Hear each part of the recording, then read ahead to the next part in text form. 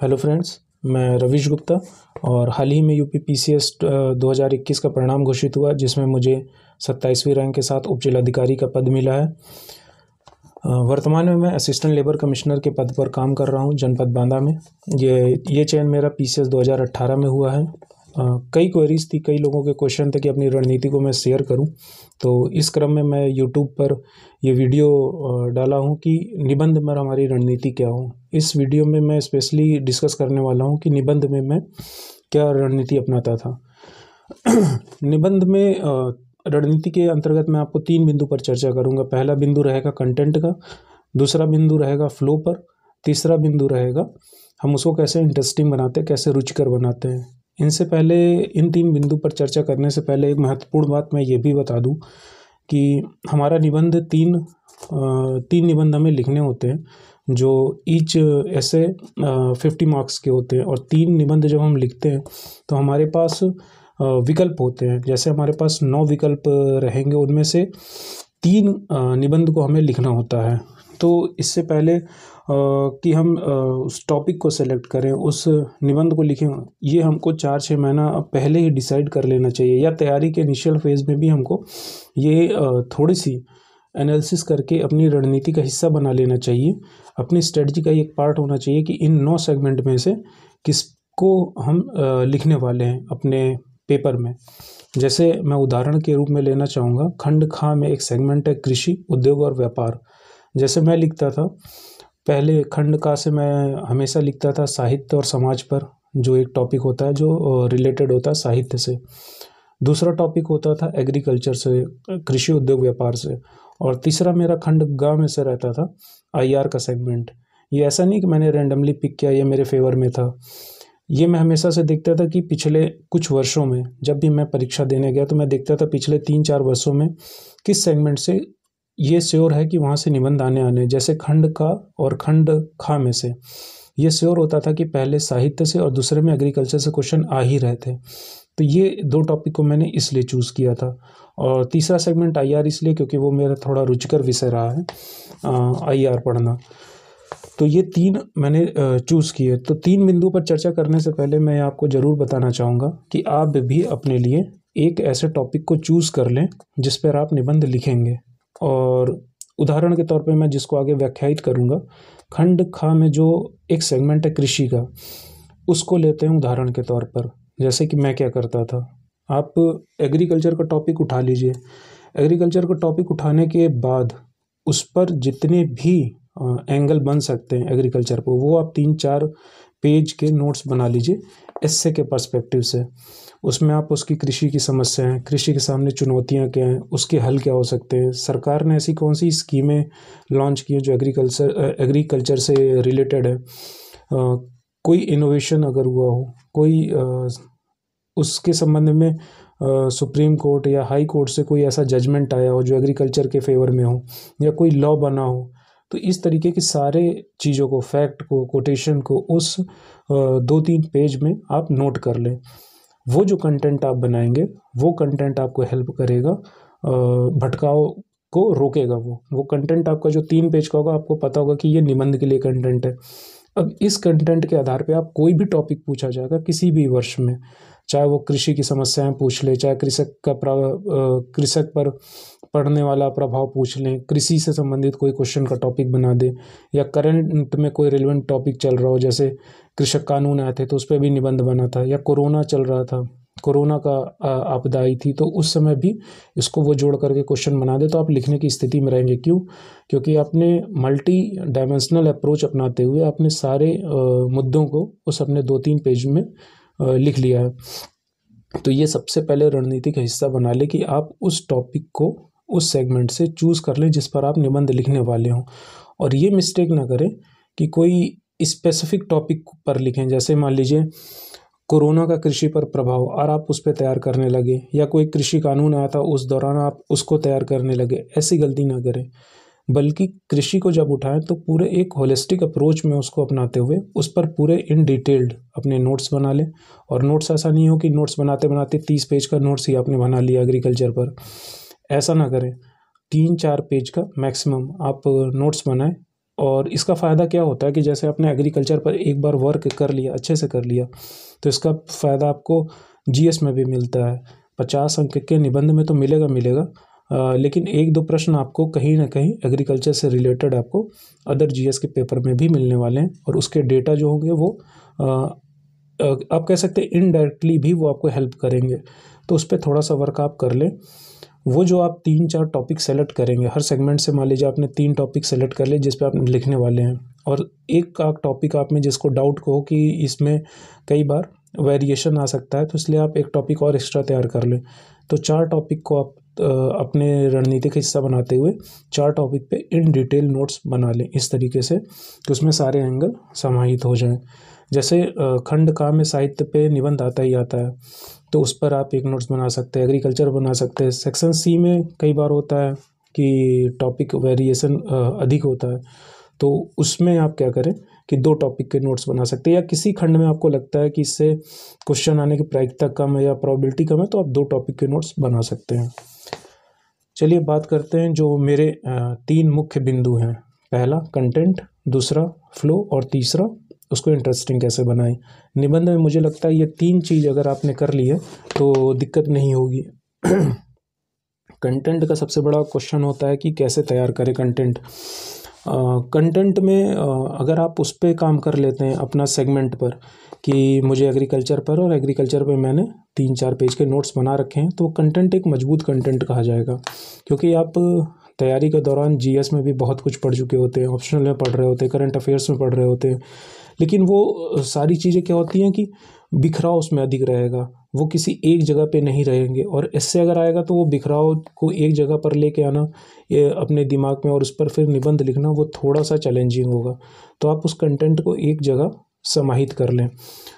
3-4 topic ये हो गए कंटेंट के मामले की जो आपने पहले से प्री गेस कर रखा है कि इसी पर मुझे ऐसे लिखना है, और 2-4 टॉपिक और एक्स्ट्रा बना सकते हैं जो बहुत ही ज्वलंतशील करंट अफेयर्स में मुद्दे रहे हों। जैसे कृषि कानून, ये तय था कि ये आज नहीं तो कल इस पर एक प्रश्न बनेगा, या तो जीएस में या तो निबंध में, तो आप उसको बहुत अच्छे से तैयार कर लें। कोरोना का आपदा आई, मुझे पता था कि हाँ ये कोरोना को बहुत अच्छे से तैयार कर लें, हो सकता है इस पर निबंध बच सकता है। आत्मनिर्भर भारत, ये एक ऐसा टर्म था जिस पर ऐसे बनने की संभावना बहुत अधिक थी। तो ऐसे आप 5-7 गेस्ट टॉपिक कर सकते हैं जिस पर आप बहुत अच्छे 2 से 3 पेज के नोट्स बना लें। इस तरीके से आपके 15-20 पेज के नोट्स तैयार हो जाएंगे, जो वो कंटेंट इससे ज़्यादा ज़रूरत नहीं है एस्से के लिए, इतने में आपका एस्से आपको मिल जाएगा वहाँ पर। और उस टॉपिक पर एक तरीके से आपको रिसर्च करनी पड़ेगी। 3-4 पेज में आपको उससे कोटेशन, उससे संबंधित फैक्ट्स को लिखना। ऑप्शनल में पढ़ रहे हैं, कोई अच्छा स्टेटमेंट मिल गया जो रिलेटेड हो आपके एस्से से, आपने तुरंत उसको वहाँ पर ऐड ऑन कर लेना है। या कहीं न्यूज़पेपर पढ़ रहे हैं, कुछ उसी कंटेंट से रिलेटेड किसी ने बहुत अच्छा आर्टिकल लिखा है, उसमें कोई 1-2 लाइन बहुत अच्छी लिखी हुई है या डेटा अच्छा मिल रहा है, तुरंत आप उसको जा करके वहाँ ऐड ऑन कर लेंगे। कंटेंट में एक इन सब चीज़ों से अलग एक चीज़ और मैं कहना चाहूँगा कि जब हम निबंध लिखते हैं तो निबंध केवल ज्ञान के परीक्षण नहीं होता है। निबंध में आपकी संवेदनशीलता भी झलकती है, आपकी सहजता भी दिखती है, आपका प्रस्तुतिकरण भी उसमें दिखता है कि आप किस तरीके से चीज़ों को समझ के प्रस्तुत कर पा रहे हैं, और आपका प्रवाह भी दिखता है, आपकी समझ दिखती है। तो निबंध एक व्यापक परीक्षण हो जाता है परीक्षक के द्वारा कि आपकी समझ कैसी, आपकी संवेदनशीलता कैसी है। इसके लिए आप क्या कर सकते हैं कि सिलेबस से अलग कुछ उपन्यास आप पढ़ सकते हैं, कहानियाँ आप पढ़ सकते हैं। प्रेमचंद ने बहुत अच्छी कहानियाँ लिखी हैं। मुंशी प्रेमचंद जी की कहानी अगर पढ़नी है तो आपको ऑनलाइन अवेलेबल है। हिंदी कुंज जैसी वेबसाइट है, हिंदी की वेबसाइट है, कई ऐसी हिंदी वेबसाइट है। यदि आप सिर्फ कहानी लिखकर भी सर्च कर लेंगे जैसे मुंशी प्रेमचंद की कहानियाँ, तो भी आपको वो इंटरनेट में सर्च में दिखा देगी। जयशंकर प्रसाद जी की कहानियाँ, तो वो भी आपको दिखा देंगी। तो इस तरीके से आप कहानी पढ़ सकते हैं, उपन्यास कुछ मंगा करके 1-2 एक्स्ट्रा पढ़ सकते हैं, गोदान को आप पढ़ सकते हैं, गबन पढ़ सकते हैं, या कुछ रिसेंट हमारे जो लेखक हैं उनके भी आप उपन्यास पढ़ सकते हैं। तो इससे क्या होगा, आपका समझ का दायरा भी व्यापक होगा, आपका कंटेंट भी विकसित होगा, और आपकी बौद्धिक उर्वरता कह सकते हैं कि वो बढ़ेगी, और वो कहीं ना कहीं आपको इंटरव्यू में, आपके वाक्पटुता में, आपके निबंध कौशल में वो बढ़ोतरी करेगी। तो कंटेंट में मैं इससे ज़्यादा नहीं कहना चाहूँगा। आप पहले अपना सेगमेंट तैयार करेंगे, वो कंटेंट तैयार हो जाएगा। कुछ टॉपिक आप गेस कर लेंगे करंट अफेयर्स में, वो आपका कंटेंट का हिस्सा हो जाएगा। जीएस ऑप्शनल पढ़ रहे हैं, आप उसको भी ऐड ऑन करते रहेंगे अपने उसी टॉपिक में, जिससे आपका भटकाव मटेरियल का कम होगा, वो भी कंटेंट का पार्ट हो जाएगा। आप नॉवेल पढ़ रहे हैं, आप कहानियाँ पढ़ रहे हैं, वो भी कंटेंट का हिस्सा है। एक सेक्शन में और बताऊंगा, वो इंटरेस्टिंग वाले पोर्शन में जाने के बाद बताऊंगा, उसमें वो भी कंटेंट का ही हिस्सा होता है। जब हम शॉर्ट मूवीज़ देखते हैं या कोई मूवी देखते हैं तो वो भी एक कंटेंट का हिस्सा है। बस ये है कि आपकी क्या वो पारखी नज़र है कि आप पहचान पा रहे हैं कि इसको हम ऐड कर सकते हैं अपने निबंध में।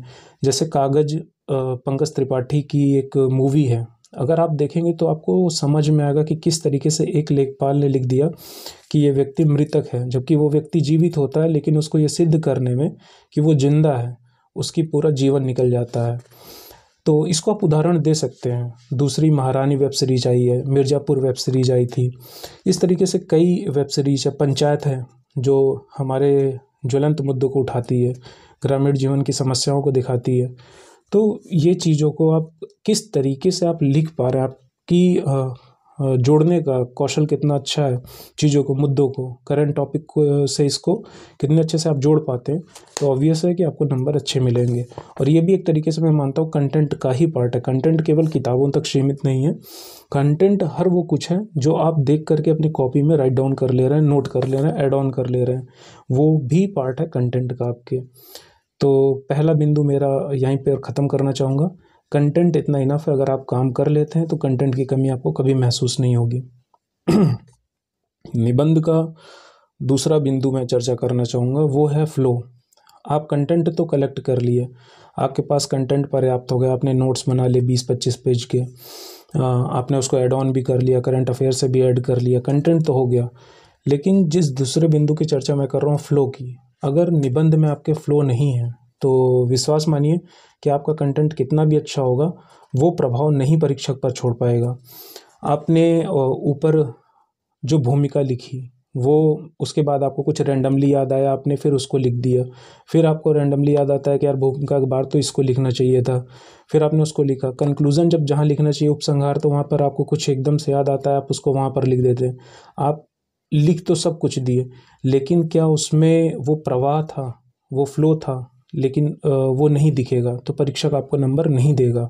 वो 20-22 नंबर, 25 नंबर औसत दे के आपको 70-75 नंबर मार्क्स आपको अवार्ड कर देगा, और उससे आपका 15 से 20 नंबर का नुकसान हो जाता है। तो फ्लो के लिए क्या सुधार कर सकते हैं, तो मेरी सलाह जो रहेगी कि फ़्लो के लिए आप एक काम ये करें कि ऐसे लिखने से पहले आप 10 मिनट दें ब्रेन स्टॉर्मिंग को अपने। 10 मिनट, 15 मिनट, जैसे मैं 15 मिनट देता था, मेरी राइटिंग स्पीड ठीक रही है। मुझे कभी भी ये दिक्कत नहीं रही समय की कमी का, कभी मुझे ऐसा नहीं शिकायत रही कि पेपर में समय कम पड़ गया। मेरी राइटिंग स्पीड ठीक थी, तो मैं 15 मिनट ब्रेन स्टॉर्मिंग करता था। कौन से कोड जोड़ सकता हूँ, स्टेटमेंट कौन से जोड़ सकता हूँ, उसकी क्रमबद्धता क्या रहेगी, सामाजिक, आर्थिक, राजनैतिक, दार्शनिक, विविध आयाम क्या हो सकते हैं। तो वो सारी चीज़ें मैं 15 मिनट में एक पेज में ब्रेन स्टॉर्मिंग करके पूरी चीज़ों को राइट डाउन कर लेता था। उससे फ्लो मेरा कम टूटता था या बिखराव कम होते थे, या ऐसा कुछ यादृच्छिक भाव में नहीं याद आता था कि ये चीज़ भूल गया था या ये चीज़ अभी लिख दूँ। तो पहला आप ये कर सकते हैं प्रवाह के लिए कि पहले से ही आप राइट डाउन कर लें, उसकी प्रॉपर फ्रेमिंग कर लें। दूसरी चीज़ है, उस फ्लो को बनाए रखने के लिए आपकी सहजता बनी रहे, समझ बनी रहे, और वो तारतम्यता महसूस हो कि व्यक्ति अपने भाव के साथ लिख रहा है, ना कि केवल बुद्धि के साथ। भाव और बुद्धि दोनों का समायोजन होना बहुत ज़रूरी है प्रवाह में। तो कुछ लोगों के आप लेख पढ़ सकते हैं, जैसे मैं विकास देवीकीर्ति सर का लेख मैं सबको बोलता भी था पढ़ने के लिए, कि जो मंथली मैगज़ीन आती है, उस दौरान मैं मंथली मैगज़ीन भी लेता था, और उसमें जो पहला पेज होता था वो विकास देवीकीर्ति सर लिखते थे, स्वयं लिखते थे, तो संपादकीय उसको आप पढ़ें तो उसमें आपको समझ में आएगा कि वो तथ्यों का समायोजन कितने बेहतरीन ढंग से वो करते हैं, उनके लिखने का कौशल क्या है, शब्दों का चयन कितना बेहतर तरीके से, भूमिका को उठाते हैं और उपसंहार तक लाते लाते वो सारे विविध आयामों को खोलते हुए, उदाहरण देते हुए, दार्शनिक चिंतकों का उदाहरण देते हुए, आपको समझाते हुए वो सहज भाषा में वो अपने लेख का अंत करते हैं। तो वो एक पेज में ही बहुत सारी बातों को समाहित कर लेते हैं। प्रभाव भी ऐसा रहता है कि आपका ध्यान कभी नहीं भटकने पाता, ना वो टूटता है। तो इस तरीके से अगर आप 10-15 आर्टिकल पढ़ लेते हैं, या कई ऐसे अच्छे टॉपर हैं जिनकी आप कॉपी देख सकते हैं, दृष्टि की वेबसाइट पर मैंने देखा था डाउनलोड करके। तो पढ़ने के बाद हमें लगता है कि हाँ, ये चीज़ें इनके प्रवाह बनी हुई है, तथ्यों का समायोजन भी उन्होंने सही ढंग से किया है, कोटेशन का भी प्रयोग सही स्थान पर किया है। तो प्रवाह के लिए आप ये काम और कर सकते हैं। और प्रवाह के लिए जो सबसे महत्वपूर्ण है, जिसको लोग करने से बचते हैं, मोस्ट ऑफ द एस्पिरेंट इस चीज़ से बचते हैं, जो मेरा अनुभव रहा है, वो लिखने से बचते हैं। वो सोचते हैं एक बार तैयारी हो जाएगी या प्रीलिम से एक बार हो जाएगा तो हम लिखेंगे, इससे लिखने से अभी कोई मतलब नहीं है। जब हमारे पास जीएस का पूरा भंडार हो जाएगा तब हम कलम उठाएंगे और टेस्ट सीरीज ज्वाइन करके पूरा लिख लेंगे। ऐसी गलती ना करें, ऐसे ज़रूर लिखें, अपने समय को बचाएं। 1 घंटे का समय लगता है, एक ऐसे आप ज़रूर लिखें। वीकेंड पे लिख सकते हैं या किसी भी एक दिन को, 7 दिन में किसी एक दिन को आप डिसाइड कर लें जिस समय आपको ऐसे लिखना हो। वो एक दिन ऐसा रखें कि आप सब कुछ छोड़ दें। आप अगर पढ़ते हैं उस समय तो 1 घंटा के लिए पढ़ाई से काट लें, या आप कुछ और काम करते हैं तो 1 घंटे किसी तरह निकाल के, मेरे कहने का ये मतलब है कि आप स्वयं लिखें। 1 घंटा आप स्वयं लिखें, निकाल करके एक निबंध आप ज़रूर लिखें।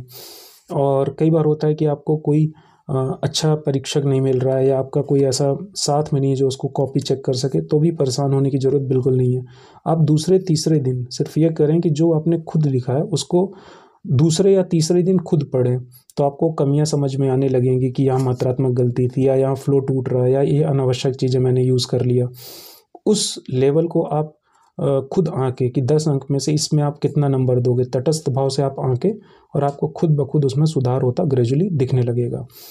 और अगर आपके साथ कोई रूममेट ऐसा है तो आप दोनों लोग साथ में लिखें, एक टॉपिक डिसाइड कर लें, उस पर साथ में लिखें, और लिखने के 1 घंटे बाद एक दूसरे को हैंड ओवर कर दें। वो 1 दिन, 2 दिन, 3 दिन का समय दें, या अगले नेक्स्ट वीक तक का उनको समय दें। वो पढ़ेंगे, चेक करके जो कमियाँ होंगी उस पेज पर लिख देंगे, और उसको आप स्वयं पढ़ें। तो जितना प्रैक्टिस करेंगे उतना ज़्यादा उसमें निखार आता जाएगा। तो फ्लो में आप ये 2-3 काम कर सकते हैं जिससे आपके फ्लो में सुधार होगा। और मुझे लगता है कि मेरा भी इसी तरीके से सुधार हुआ है। करत करत अभ्यास के जड़मति होत सुजान। तो मैंने बहुत प्रैक्टिस किया है, लिखने की मैंने बहुत ज़्यादा प्रैक्टिस की है। इस वजह से मुझे लगता है कि लेखन कौशल मेरा ठीक रहा, और मेंस में मुझे दिक्कत नहीं रही है। मैंने पीसीएस के 3 मेंस दिए हैं नए पैटर्न पर, और तीनों बार मैं इंटरव्यू तक पहुंचा हूं, और तीनों बार मेरा फाइनल सिलेक्शन हुआ है। फ्लो को मैं डिस्कस कर लिया, और तीसरा पार्ट है मेरा जो मैं बताना चाहूँगा कि आप अपने निबंध को इंटरेस्टिंग बनाएं। इंटरेस्टिंग क्यों बनाना है? अब ऐसा नहीं है कि आप निबंध में आप चुटकुले लिख कर चले आ रहे हैं, चुटकुला नहीं लिखना है। इंटरेस्टिंग इसलिए बनाना है क्योंकि जो परीक्षक है वो कॉपी जब आपकी चेक करने बैठ रहा है तो वो सिर्फ आपकी कॉपी नहीं चेक कर रहा है, वो आपके साथ 10 और भी एस्पिरेंट्स हैं जो उनके टेबल पे कॉपी रखी हुई है, और एक कॉपी में 3 एस्से लिखे हुए हैं। अगर वो 8 से 10 कॉपी भी चेक कर रहा है तो उसको 24 से 30 निबंध उनको चेक करने पड़ेंगे पढ़ करके। और वो आपका एस्से पढ़ेंगे तब जब उनको कुछ रुचिकर बात लगेगी, क्योंकि वही कृषि पर आप भी लिख रहे हो और हर तीसरा व्यक्ति कृषि पर लिख रहा है, तो वो कहीं ना कहीं उनके लिए वो मोनोटोनस हो जाता है पढ़ना, और वही बातें बार बार आती हैं, तो वो उनमें रुचि नहीं आती। अब जैसे आजकल अदम गोडवी की एक पंक्ति बहुत है, तुम्हारी फाइलों में गाँव का रंग गुलाबी है, मगर ये आंकड़े झूठे हैं, दावे किताबी हैं। तो ये हर तीसरा बच्चा लिख रहा है, तो वो कहीं ना कहीं उनको वो रुचिकर वो चीज़ अच्छी नहीं लगेगी। वो लगेगा कि हाँ यार ठीक है, इसने भी कहीं से पढ़ लिया, देख सुन लिया और इसने लिख दिया है।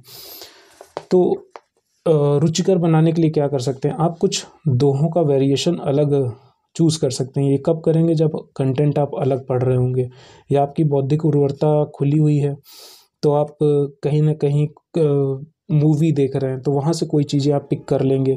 कोई अलग चीज़ आपने फील्ड पर देखा, आप उसको पिक कर लेंगे। वो चीज़ अपने निबंध में जब आप ऐड ऑन करेंगे तो वो रुचिकर रहेगा। अब जैसे कई ऐसे कोटेशन होते हैं जो रैंडमली सब नहीं लिख रहे होते हैं, आप थोड़ा सा अलग लिख सकते हैं। अब जैसे मैं अक्सर आईआर में दिनकर जी के कोट करता था, क्षमा सौंपती उस भुजंग को जिसके पास गरल है, उसका क्या जो विषहीन दंतहीन विनीत और सरल है।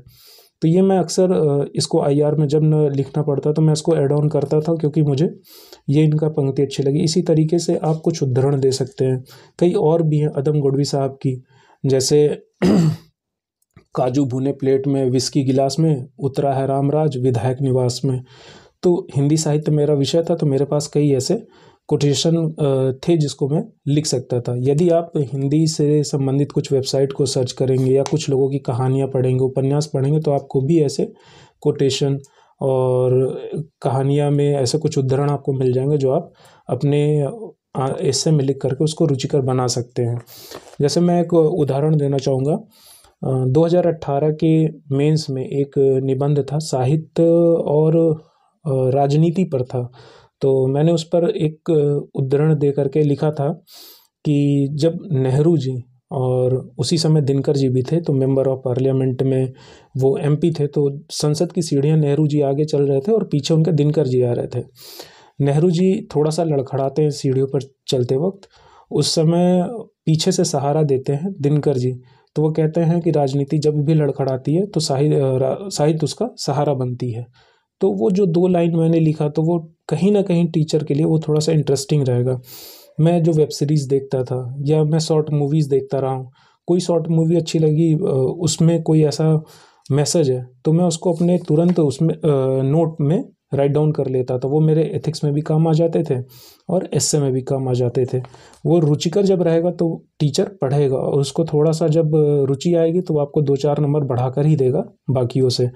कुछ ऐसे टेक्निकल वर्ड होते हैं जो आप यूज़ करेंगे तो भी टीचर को अच्छा लगेगा, क्योंकि यहाँ पर आप नवाचार दिखा सकते हैं। निबंध में आप अपने शब्दों में, आप अपने जो चयन कर रहे हैं, जो कोटेशन चयन कर रहे हैं, उसमें आप थोड़ा सा नवाचार दिखा सकते हैं। अब जैसे स्पीचों का गोला है, बौद्धिक जुगाली है, बौद्धिक विलासिता है, बक मास्टरशिप है, लाल फीताशाही है, रेड टैपिज्म है, रेड कॉरिडोर है, ये सब टेक्निकल वर्ड भी आप यूज़ करेंगे तो निबंध कहीं ना कहीं कंटेंट के अलावा भी ये इनरिच होगा। अब जैसे बक मास्टरशिप आप यूज़ कर रहे हैं या स्पीचों के गोले कर रहे हैं, आंकड़ों की खेती, ये सब छोटे छोटे ऐसे वर्ड हैं जो बहुत गहरा प्रभाव छोड़ते हैं। एक वर्ड होता है मैकियावेलियन ईगोसेंट्रिसिटी। अगर आप मैकियावेलियन ईगोसेंट्रिसिटी शब्द का यूज़ कर रहे हैं, हालांकि ब्रैकेट में उसको लिख दीजिएगा आत्ममुग्ध व्यक्ति, तो ये सिर्फ मैं उदाहरण दे रहा हूँ। पीत पत्रकारिता होती है, येलो जर्नलिज्म है। इस तरीके के जब हम वर्ड को यूज़ करते हैं तो इससे कहीं ना कहीं रुचिकर होता है, और टीचर आपको कुछ ना कुछ 2-4 अंक हर हिस्से में अधिक देता है। अगर आपको 25 मिल रहा है तो वहाँ विश्वास मानिए आपको 28 से वो 30 अंक देगा और आप 90+ मार्क्स स्कोर कर पाएंगे। तो निबंध में मेरे ये 3 सबसे मेजर पोर्शन थे जो मैं हमेशा से अपनाता था। कंटेंट और उसका फ्लो बना रहे, और तीसरा वो रुचिकर रहे। इसके अलावा आप अपना कुछ भी इनोवेटिव अगर आपको महसूस होता है कि ये भी ऐड ऑन होना चाहिए तो आप उसको भी कर सकते हैं। लेकिन अंत में मैं ये ज़रूर कहना चाहूँगा, आप कुछ भी पढ़ लें, किसी भी टॉपर से सुन लें, कोई भी गाइडेंस दे दे, लेकिन अंतिम रूप से लिखना आपको ही है। इसकी प्रैक्टिस आप ज़रूर करें। ऐसा ना हो कि आप सब कुछ पढ़ लिए, कंटेंट आपने सारा लिख लिया और सीधे जा कर के एग्ज़ाम हॉल में बैठ गए। ऐसी गलती ना करें। और ऐसा भी ना हो कि आप प्रीलिम्स के बाद ही एस्से लिखना स्टार्ट करें। कई लोग होते हैं वो प्रीलिम्स के बाद एस्से की क्लास ज्वाइन कर लेते हैं, लिखना शुरू करते हैं, 3-4 एस्से में अच्छे अंक नहीं आते, वो डिमोरलाइज हो जाते हैं। तो इससे अच्छा है कि आप महीने में 4 ना लिख करके, चलिए आप हर हफ्ते नहीं लिख पा रहे, आप 15 दिन पर 1 लिखिए, लेकिन लिखिए ज़रूर। 1 घंटे निकालिए निबंध के लिए। 150 अंक है, बहुत मायने रखता है 150 अंक। इस 150 अंक के लिए अगर आप जीएस में देखेंगे तो वहाँ इससे ज़्यादा मेहनत लगेगी। बजाय इसमें अगर आप देखेंगे थोड़ी सी रणनीति अपना के और थोड़ी सी मेहनत में इससे अच्छे अंक लाए जा सकते हैं। आप 90+ स्कोर करिए, अच्छा स्कोर है। लेकिन कई बार दुर्भाग्यवश ऐसा कई मैंने देखा, जो मेरे मित्र भी हैं, अच्छा लिखे, उनको 70-72 नंबर मिल गए, 75 नंबर मिल गए, उनकी अच्छी रैंक आने से वो चूक गए। तो आप ऐसी गलती ना करें। आप हर 10 दिन पे या 15 दिन पे एक अपनी सेल्फ कमिटमेंट कर लें कि नहीं, मुझे एक ऐसे लिखना ही लिखना है। लिखना है, अगर कोई चेक कर रहा है तो ठीक है, नहीं तो 3 दिन 4 दिन बाद स्वयं उस ऐसे को पढ़ें, आपको उसको कमी इसमें दिखने लगेगी और आप धीरे धीरे सुधार करेंगे। अगले वीडियो में मैं सामान्य हिंदी या किसी अदर टॉपिक पर आपको बताऊंगा कि मेरी क्या रणनीति रही। इस वीडियो में इतना ही। और जो मेरे नोट्स रहे कंटेंट वाला रुचिकर बनाने के लिए, कोट थे, दोहे थे, उद्धरण थे, उसका PDF वर्जन मैंने नीचे कमेंट में ऐड कर दिया है, वहाँ से आप हेल्प ले सकते हैं। Thank you.